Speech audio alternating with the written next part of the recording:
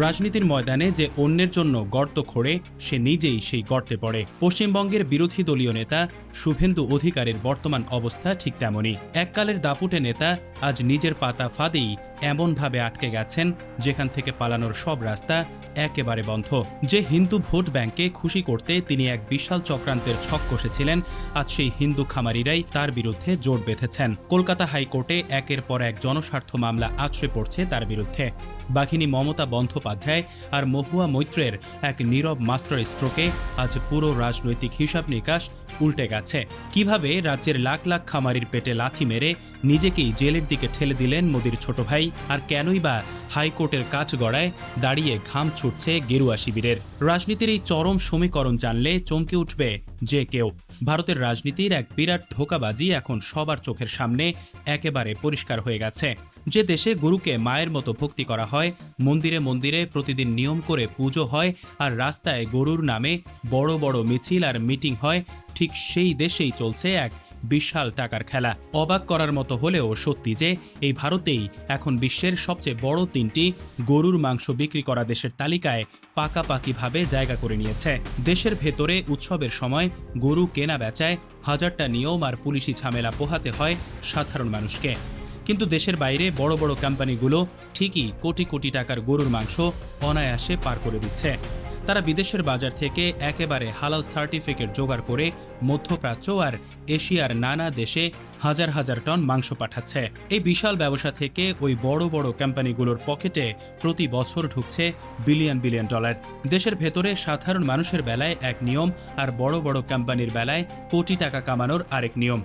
সাধারণ মানুষের মনে একটাই প্রশ্ন ঘুরপাক খাচ্ছে যে ধর্মকে সামনে রেখে কেন সাধারণ গরিব কৃষকদের পেটে এমন নির্দয়ভাবে লাথি মারা হচ্ছে।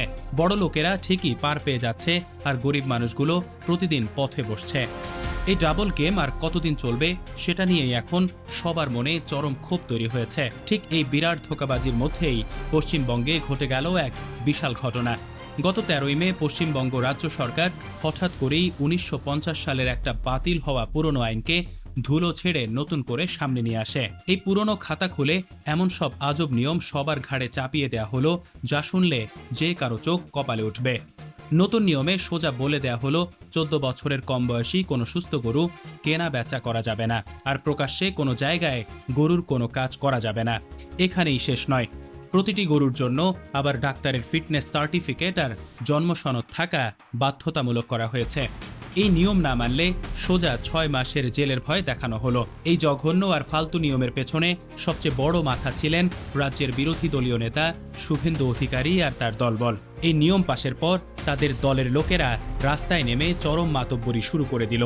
তারা রাস্তায় রাস্তায় গাড়ি আটকে গরুর সার্টিফিকেট আর জন্ম সনদ চাইতে শুরু করলো। তাদের আসল মতলব ছিল আসন্ন বড় উৎসবের আগে পশ্চিম বাংলার মুসলমানদের টার্গেট করে একটা বড় ঝামেলা পাকানো আর দিল্লির নেতাদের কাছে ভালো ছেলে সাজা। কিন্তু তারা ঘুণাক্ষরেও ভাবতে পারেনি যে তাদের এই ফালতু চাল কতটা ভয়ঙ্করভাবে তাদের দিকেই ফিরে আসবে। আর এই আজব আর কড়া নিয়মের বদলা নিতে পশ্চিম বাংলার মুসলিমরা এবার একেবারে নতুন এক রাস্তায় হাঁটল। তারা রাস্তায় নেমে কোনো ভাঙচুর বা গন্ডগোল করল না, বরং তারা বেছে নিল এক মোক্ষম হাতিয়ার। তারা ঠিক করল যে তারা বাজার থেকে একটাও গরু কিনবে না। তারা পরিষ্কার জানিয়ে দিল উৎসবের জন্য তারা গরুর বদলে শুধু ছাগল বা ভেড়া কিনবে। তাদের এই একটা মাত্র সিদ্ধান্তে পশ্চিমবঙ্গের গরুর বাজার তাসের ঘরের মতো হুড়মুড়িয়ে ভেঙে পড়ল। মুর্শিদাবাদ, মালদা কিংবা শিবপুরের মতো বড় বড় গরুর হাটগুলোতে যেখানে উৎসবের আগে কোটি কোটি টাকার কেনা বেচা হতো, সেখানে আজ মাছি উঠছে। হাটে শত শত গরু নিয়ে এসে বিক্রেতারা দিনরাত দাঁড়িয়ে আছেন, কিন্তু একটাও ক্রেতা নেই। গরু কেনার কোনো মানুষ নেই, পুরো হাট একেবারেই ফাঁকা। শুভেন্দু অধিকারী যে বিরাট গেম প্ল্যান করেছিলেন তা এক ধাক্কায় একেবারে মাটিতে মিশে গেল। অন্যদিকে শুভেন্দু অধিকারী যাদের মন জয় করে রাতারাতি হিরো হতে চেয়েছিলেন, সেই হিন্দু খামারিরাই আজ সবচেয়ে বড় বিপদে পড়লেন। কারণ এই রাজ্যে যারা সারা বছর ধরে মাথার ঘাম পায়ে ফেলে গরু পালন করেন তাদের বেশিরভাগই হিন্দু।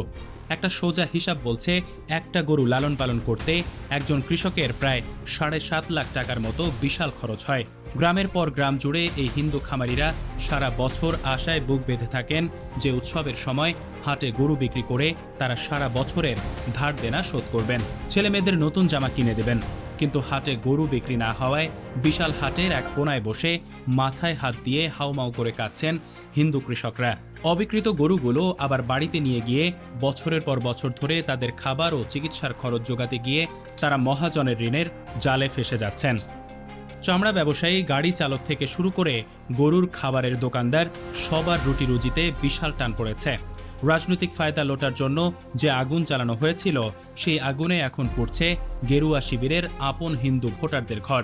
আর ঠিক এই চরম বিপদের মুহূর্তেই বাঘিনী মমতা বন্দ্যোপাধ্যায় তার সবচেয়ে বড় চালটি চাললেন। হিন্দু খামারিদের এই কান্না আর বুকের জ্বালাকে কাজে লাগিয়ে তিনি শুভেন্দু অধিকারীকে একেবারে খাদের কিনারে এনে দাঁড় করিয়ে দিলেন। রাজ্যের লাখ লাখ ক্ষতিগ্রস্ত হিন্দু কৃষক যখন বুঝতে পারলেন যে খোদ শুভেন্দুই তাদের পেটে লাথি মেরেছেন, তখন তারা রেগে ফুঁসে উঠলেন।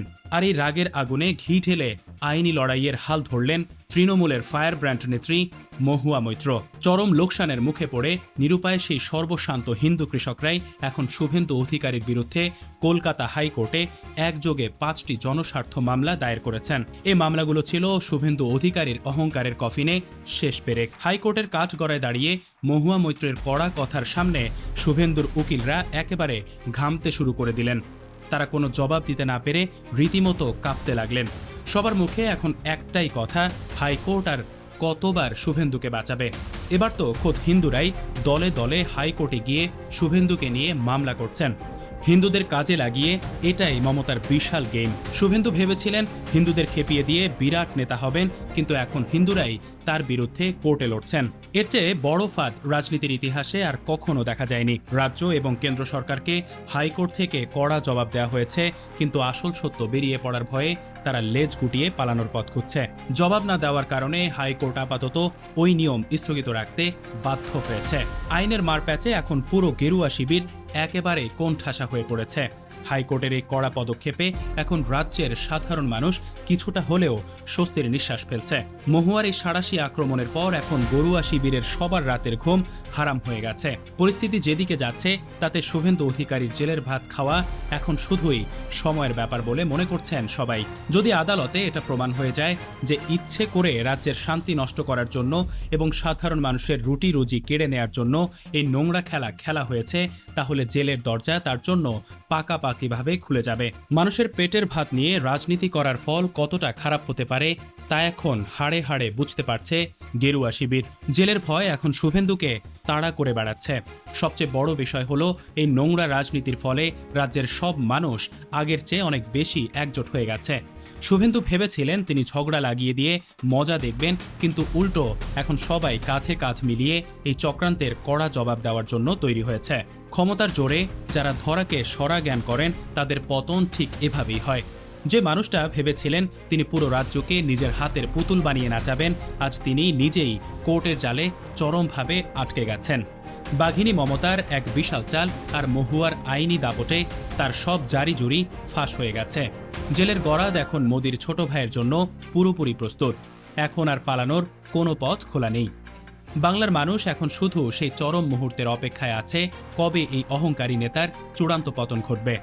যারা ধর্মের নামে ভেদাভেদ করে আর গরিবের পেটে লাথি মারে, তাদের জায়গা যে জেলের অন্ধকার ঘরেই হবে সেটা এখন দিনের আলোর মতো পরিষ্কার।